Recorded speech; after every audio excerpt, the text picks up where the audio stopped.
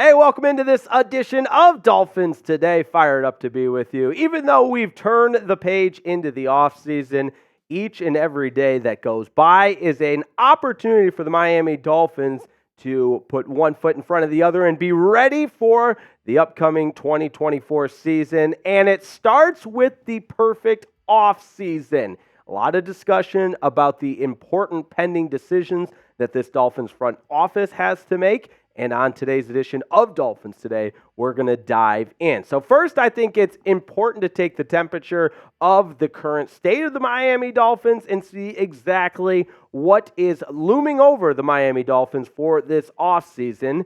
And it's very difficult to start when you're in the hole a little bit, salary-wise, which is exactly where the Miami Dolphins find themselves. In fact, they have the third worst salary outlook in the National Football League. They're expected to be over $40 million over the cap when the new league year starts in March. So that's all right. Nothing to panic about because, again, that's in March. Some things have to happen. These are all just projections. There's 36 players on the current roster that are set to become free agents in 2024. We'll talk about some of the most important ones that I believe the Dolphins need to sign before they can test the free agent waters. And last but certainly not least, how about a little bit of draft talk? It's never too early to get into the upcoming 2024 NFL draft. And more exciting this year than in years past because the assets are certainly more appealing with Miami holding a first-round pick. So that's what this team is facing in the offseason.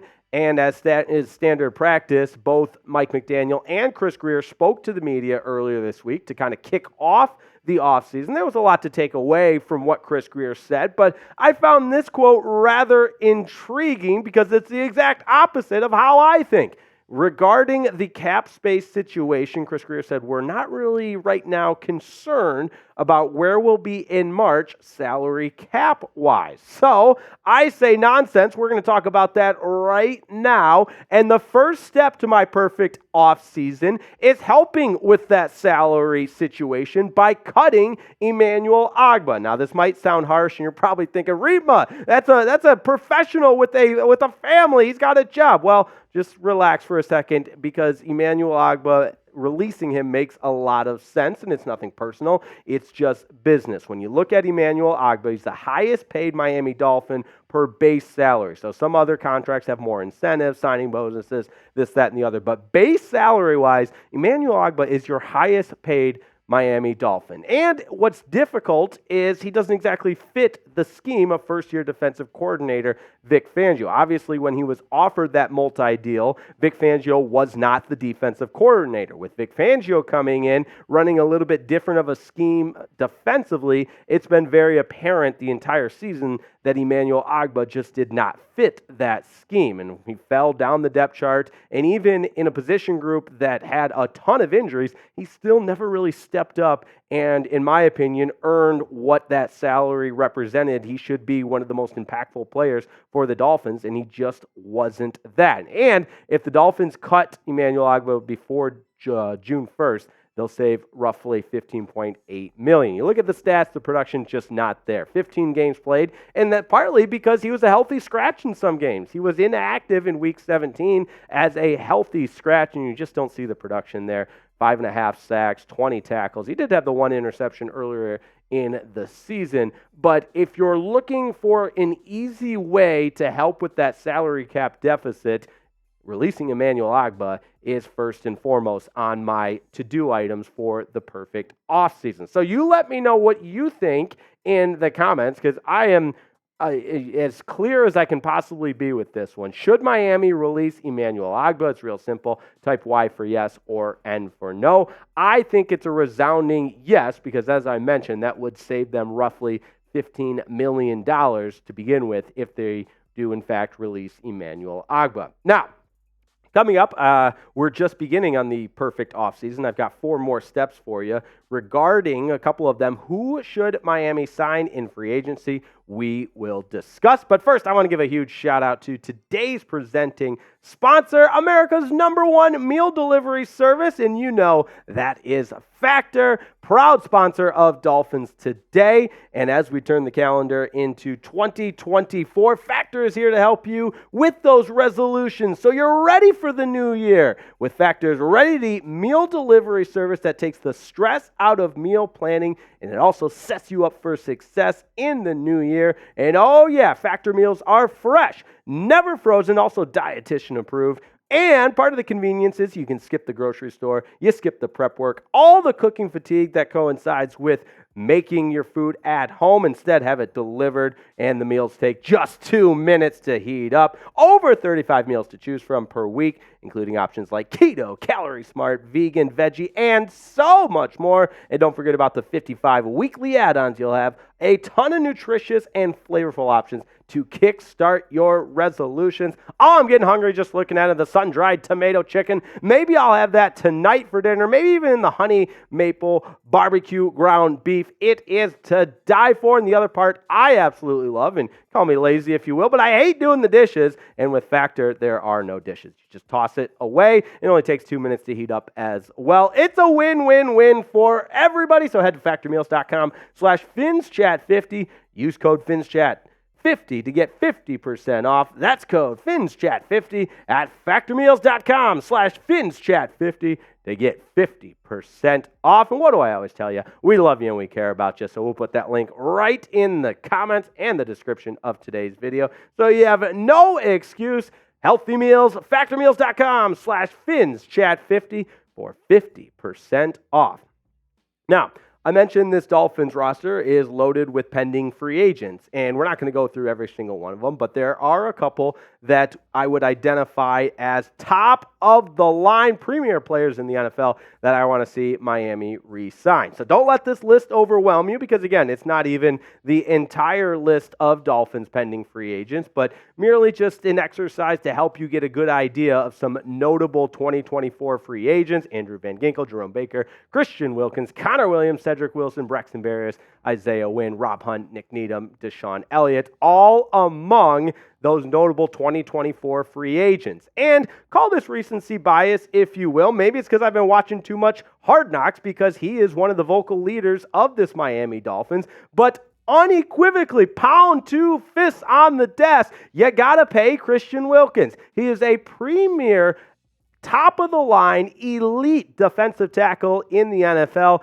and maybe he knew he was on a contract here. Of course he knew he was on a contract here, and boy, did he play like it. And I think you have to reward the big man. Career high, 9 sacks. Also, durability, and how much was injuries a part of the equation? Of course they were, especially on the defensive side, but Christian Wilkins proved himself as a guy that can stay healthy. And again, you watch Hard Knocks, all it takes is 30 seconds to realize this guy is a leader on the field. He checks every box for me. Christian Wilkins is a guy, you got to find a way, Chris Grier, you got to find a way to re-sign Christian Wilkins and maybe even pay him among one of the most elite defensive tackles in the NFL. Because again, that production is there. I go right to those 9 sacks. That's a career high. 10 tackles for loss, a forced fumble. Remember that game against Buffalo? In a lot of ways, the Week 18 game, he had the triple play where he sacked Josh Allen, forced the fumble, and recovered it. Christian Wilkins is a guy you need to see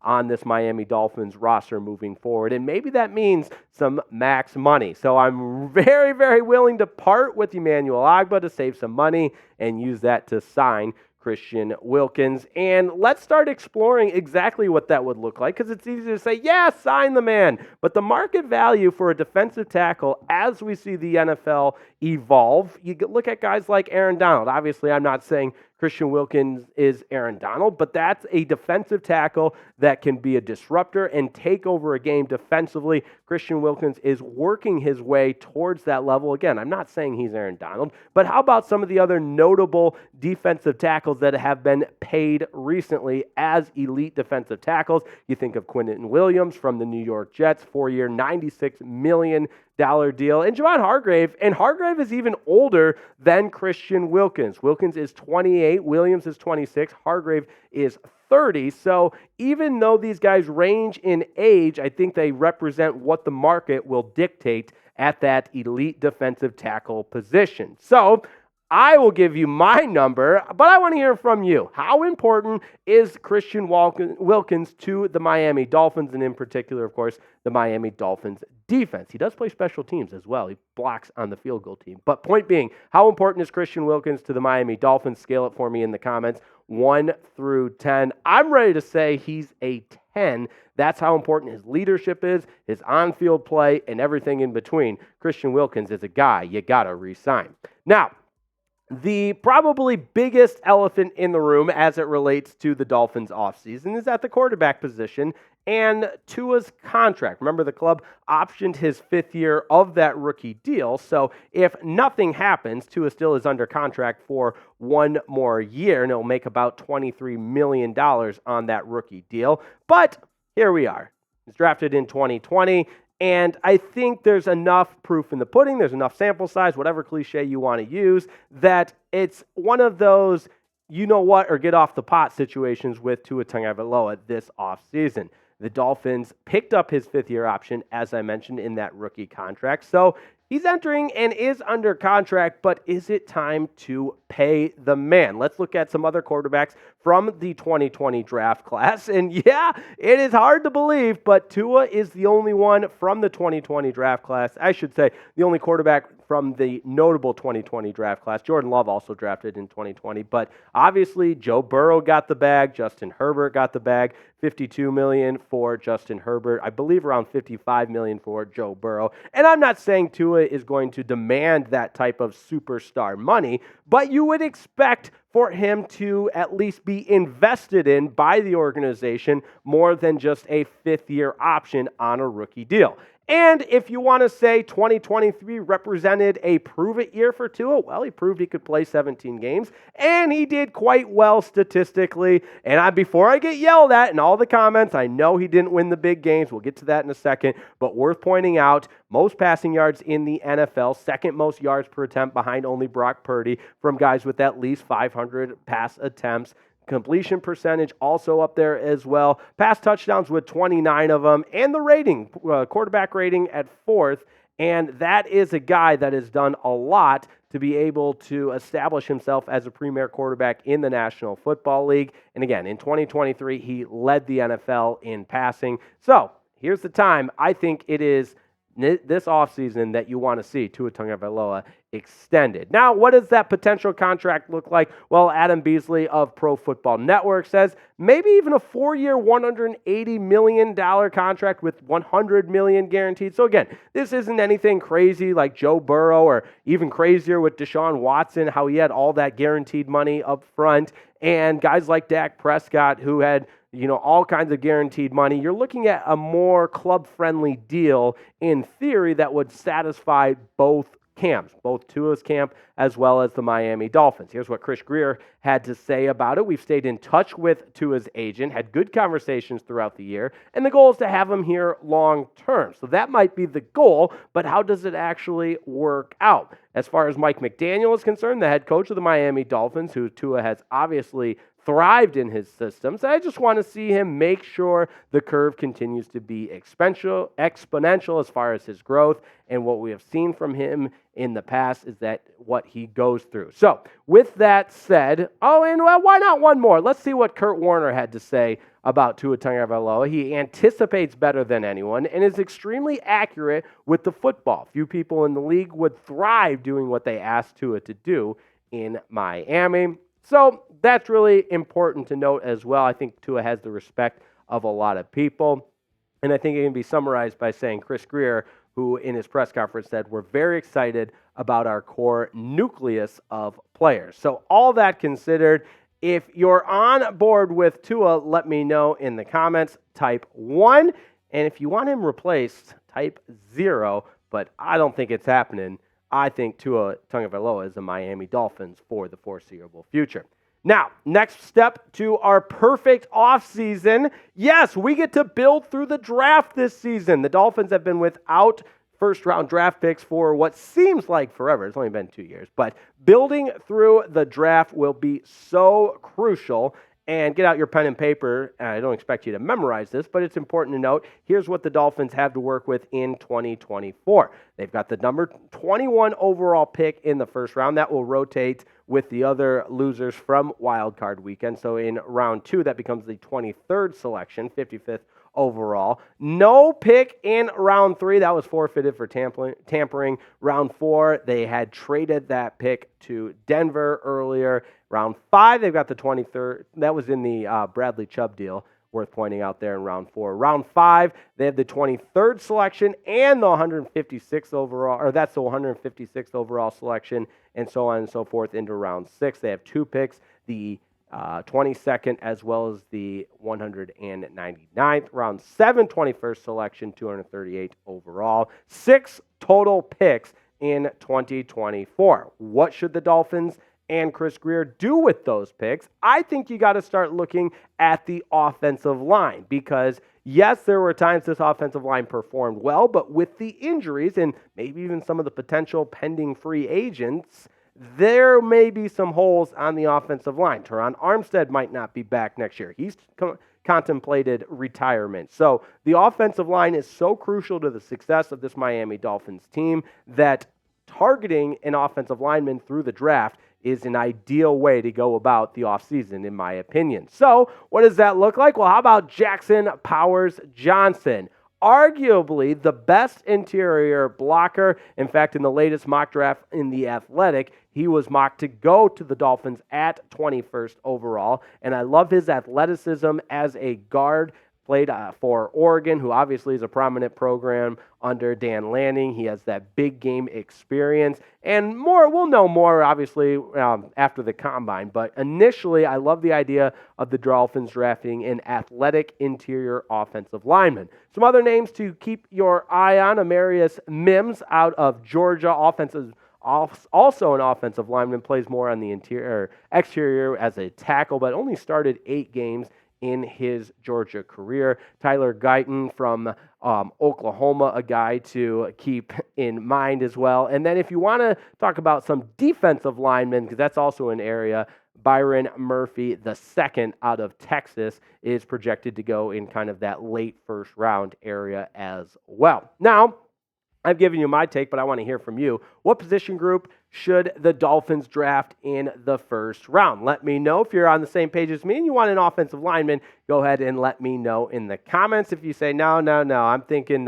maybe a skilled guy. You know, the wide receivers for the Dolphins, very good, but the depth could certainly be improved. Let me know what you think down in the comments. So, to review my perfect offseason, we're going to cut Emmanuel Ogbah. We're going to pay Christian Wilkins. We're going to extend Tua. We're going to build through the draft. And last but certainly not least, we're going to pay Connor Williams. I talked about this earlier this week, but it needs to be reiterated because Connor Williams was so crucial to the success of the Miami Dolphins and obviously the success of the Dolphins offense through 497 snaps before tearing his ACL against the Tennessee Titans on Monday Night Football. He allowed just 1 sack, incredible stuff there, 7 penalties, and was one of the highest graded centers, according to Pro Football Focus, before the injury. And the production from Connor Williams, sometimes it's difficult to benchmark the production of the offensive line, but here's a great chart to look at for how important and impactful Connor Williams was for the Dolphins.